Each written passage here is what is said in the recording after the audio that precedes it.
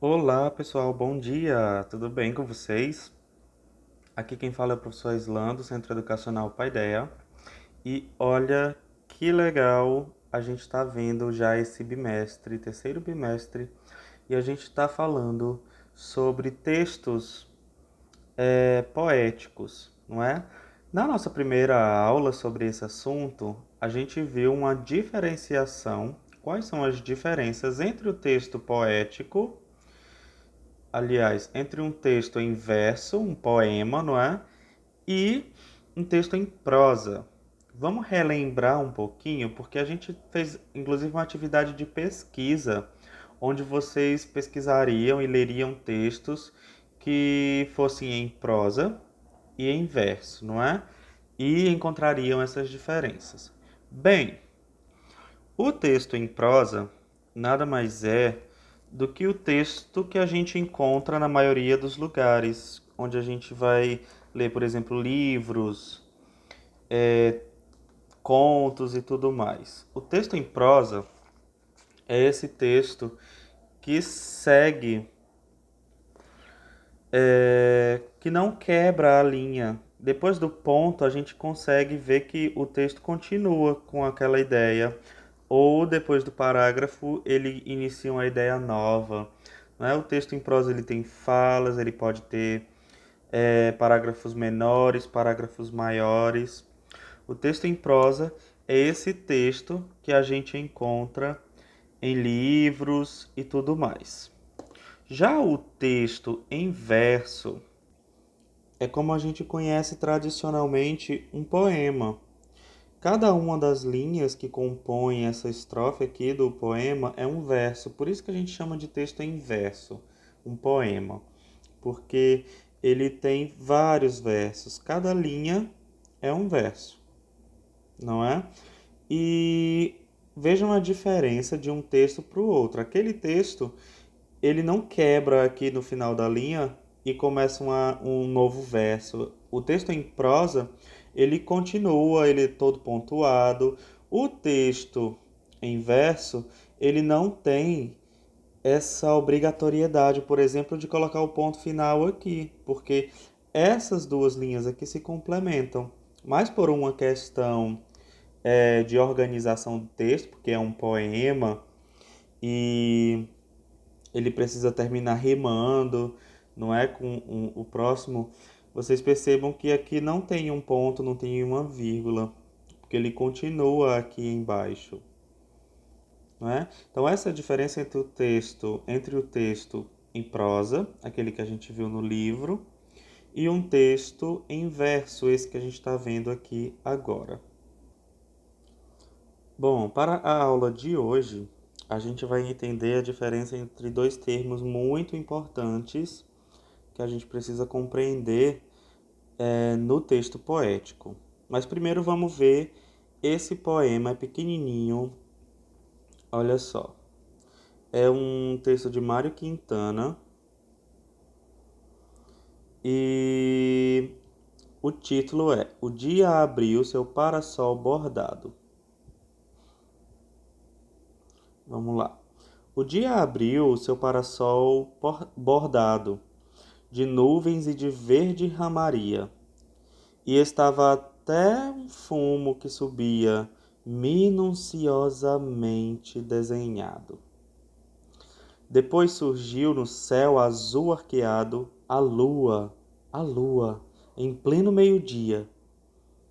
Na rua, um menininho que seguia parou, ficou a olhá-la admirado. Pus meus sapatos na janela alta, sobre o rebordo. Céu é que lhes falta para suportarem a existência rude. E eles sonham imóveis deslumbrados, que são dois velhos barcos encalhados sobre a margem tranquila de um açude. Olha que interessante. A gente encontra aqui várias colocações, várias palavras, frases que na verdade ganham sentidos diferentes para dar sentido ao que o autor desse poema quer falar. Por exemplo, Parasol é o mesmo que um guarda-chuva, é algo que é para proteger a pessoa do sol.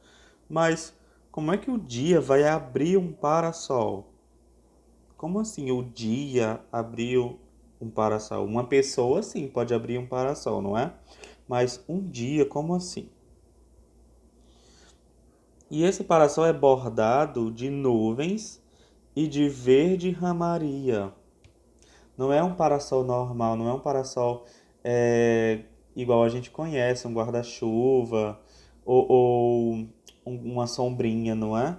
É bordado de nuvens. Olha que interessante, algo bordado de nuvens. Será que vocês conseguiriam me indicar um lugar que vende um guarda-chuva bordado de nuvens? Acho que é um pouco impossível, né? Gente, esse uso das palavras a gente já viu que é um uso subjetivo, não é? Isso quer dizer que essa palavra ela está sendo colocada aqui num sentido diferenciado para gerar um embelezamento do texto poético. Então a gente usa palavras em um sentido subjetivo, que na verdade não é um sentido real, prático daquela palavra. A isso a gente dá o nome de conotação. Vamos entender a diferença entre denotação e conotação. Bem,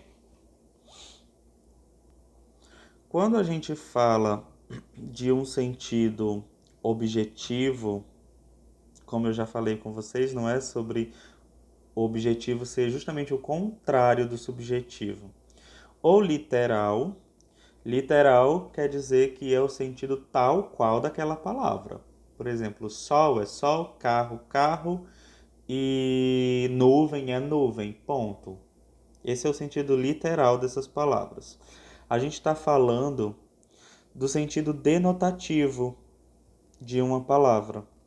Já, ao contrário, quando a gente fala de subjetivo ou de figurado, figurado é quando a gente gera uma imagem diferente daquela palavra, do sentido dela, do significado dela. Por isso que a gente chama um sentido figurado, porque a gente não está falando do sentido real, mas de um sentido subjetivo ou conotativo, que é como a gente também chama esse sentido. Então, o que é objetivo, literal, é o sentido denotativo, é o sentido real da palavra, tá bom? Por exemplo, o exemplo que eu mais gosto de citar, sol. Sol é sol, pronto. Já o sentido subjetivo ou figurado, que é o sentido conotativo, são os sentidos que a gente dá à palavra diferentes daquele sentido real dela. Por exemplo, quando a gente diz, olhando para nossa mãe, ah, você é o meu sol. A gente está utilizando um sentido conotativo para a palavra sol, porque a nossa mãe não é um sol de verdade, não é uma bola pegando fogo. A gente está querendo falar que ela é muito importante, que ela nos ilumina, não é? Olha aí, eu usando o sentido conotativo aqui também para outras palavras, ok? Então, para a gente resumir, denotação é o emprego da palavra em seu sentido objetivo ou literal. É a palavra no seu uso real. Conotação é o emprego da palavra em seu sentido subjetivo ou figurado. É quando a gente atribui um sentido diferente do sentido real daquela palavra. Ok? Então, nós temos aqui a denotação e a conotação, que são os sentidos que a gente pode dar a um texto. E é muito utilizado em vários textos literários, em livros, em contos, tá bom? E nos poemas, na linguagem poética. O que é que vocês acham? É mais empregado o sentido denotativo? É mais empregada a denotação?